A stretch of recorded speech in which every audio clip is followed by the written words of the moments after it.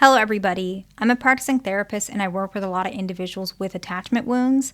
Today, I wanted to go over something that I see a lot in my practice with couples, especially, but just in general. And I feel all relationships hit this point. Not all, that was probably not correct, but a lot of couples reach this point where you're at a breaking point and you're wondering, do I stay or do I leave? Can I save this or can I not? And if I can save it, will my partner do the work? There's so many questions. And it's a scary moment. And a lot of couples don't make it and a lot of couples do. Okay?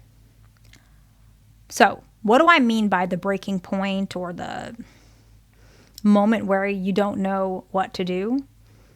It's usually when one or both individuals feel like they're at a point of no return.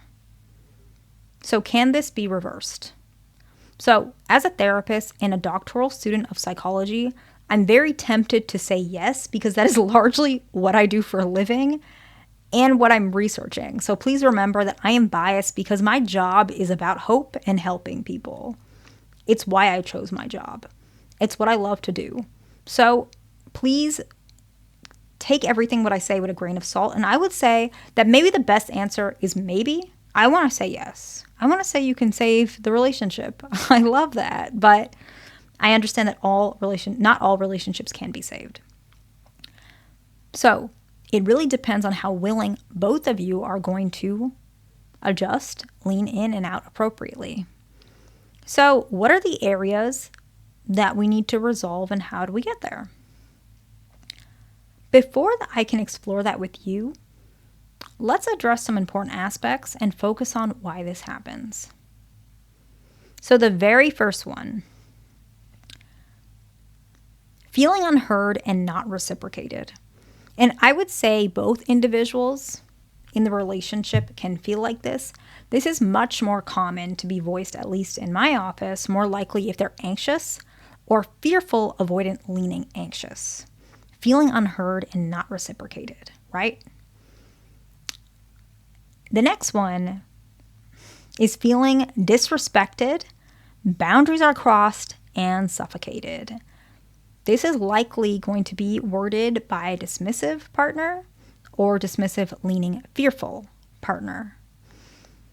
The third one, I see this with both, like all attachment styles. Resentment, frustration, and unappreciated, right? And this one is tough.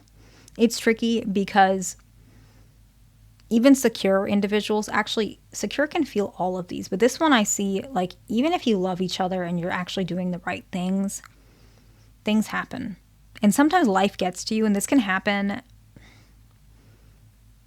with outside, external pressures put on the relationship.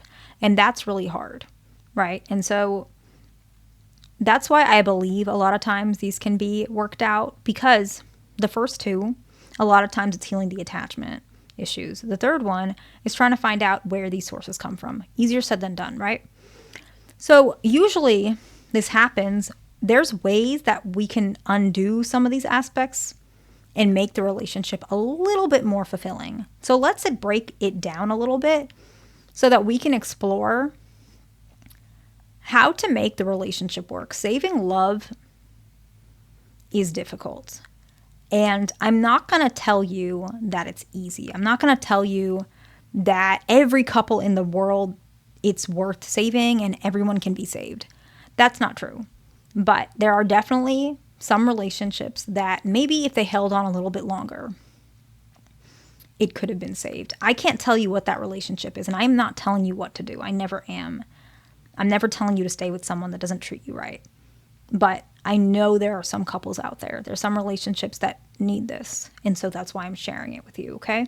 So the first one we mentioned feeling unheard and unreciprocated.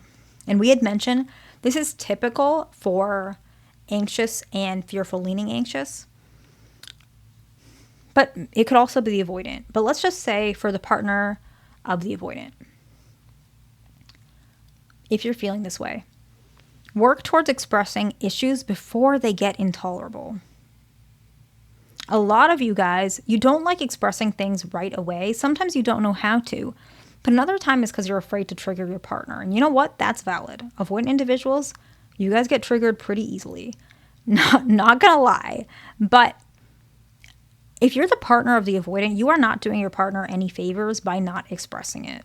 Work towards accepting the possibility that some problems may never be resolved, and a lot of them might not be resolved right away. I'm not saying all of them, right? But work towards bringing some positive experiences in your relationship instead of negative ones, right? So express issues before they get to the point when you are crashing out, where you are upset and you can't control your emotions. Anybody would feel like that, even if you're insecurely attached. If you bottle something in, it's going to explode, right? And so it's really important to recognize bringing these issues up where you're feeling a little bit more calmer and recognizing, if I tell my partner this, I trust that maybe at one point this will be resolved. Or maybe this isn't that bad, depending on what it is. I don't know what your issues are, right? But maybe it's not that bad, and it's something that instead you could focus on the positives about your partner, okay? This will help. For the avoidant partner, take note of what your partner is asking. It's probably not as daunting as you think it is, right? It's when your partner is saying it, maybe it's daunting, it's suffocating, it's complicated. So what I notice that helps, and this may be triggering for some people, but I'm going to explain it because I noticed that it does work. And I feel like I would be doing a disservice if I didn't tell you this. Subconsciously or consciously, like in your brain, mentally, organize things your partner's telling you, sharing you, and asking of you, and pay attention to which one's a little less risky for you. You know what that is, right? I'm not telling you to roll over and get married because your partner wants to get married. If you're not ready yet, don't do that. It's not going to do either of you guys any favors. But if your partner is telling you that your partner wants to go to dinner every now and again, that's not too bad. I don't think that's too much to ask for. What do you think? It'll make your partner happy. It'll make you guys fight much less. So then you don't have to shut down as much, and you're going to not feel so guilty, typically, right? And so maybe that one's a little easier. How about this one? Maybe your partner likes a good night text. That takes like 2 seconds. Well, depends on how you text, but that one's not too bad, right? And you'll help your partner to feel more connected. And on top of that, you're going to feel more accomplished and trust yourself more. So try the less risky, less overwhelming things, and try and put that towards your partner into the relationship. Do they prefer that you kiss them before you leave the house? Try it. It might be a good idea to remind them of how much you value them, because sometimes they just don't know, and they deserve to know. It doesn't mean that you have to do something that you're not ready for. But it does mean maybe you could try. Because if your partner is feeling unheard and unreciprocated, the risk of that is honestly they can leave you. And that's scary. I notice avoidants take breakups actually the hardest. And you might not realize it right now, but it's very hard to navigate. And it's a lot easier to navigate the feelings that you have with your partner when they're there instead of when they're not there. And so try and think lower stake options. What can you give? And then when you feel more confident, you can start leaning in and giving more and more until you realize, okay, maybe that's maybe you can't do that right now. But I'm not saying give your whole life to your partner, but kind of see what, you can start giving, even just a little bit. I'm telling you, your partner would appreciate this. It goes a long way. And the best part of all is you will not have as much fights. And that is good for both of you guys. So that's a win in my book. The next one, we had mentioned feeling disrespected. So if you are anxious preoccupied or the partner of an avoidant, but this is more common with anxious preoccupied, be mindful of what you say. Just because you're feeling hurt and your partner probably is not treating you that great sometimes, I get it, right? But that doesn't give you the right to say things that can potentially create issues in the relationship. It doesn't give you the right to rip down your partner's character. It doesn't give you the right to insult your partner. Just because you got hurt, you don't suddenly have that, card where, you're immune to certain rules and boundaries because you got hurt. That's not what it is. You always have to consider the boundaries. Now, this is the way I would look at it, okay? This might not be a fun exercise, but if you guys want to know, it might be helpful. Think about somebody that you need to respect, like your boss or your parents. Would you say some of those things? Try and think about what you're saying to your partner when you're angry, and think about, would you say that to your boss? Now, I know the relationship is different. Obviously, there are some things you can say to your partner. You can be more expressive with your partner, but try and think, that's a good litmus test. Is this disrespectful? Is this too much? Would I say it to my boss? Would I say this in public in front of people? Would I? Even if you explained what it is, but try and even isolate the incident, what your partner does. Just isolate it and think about the event of you saying whatever you're saying.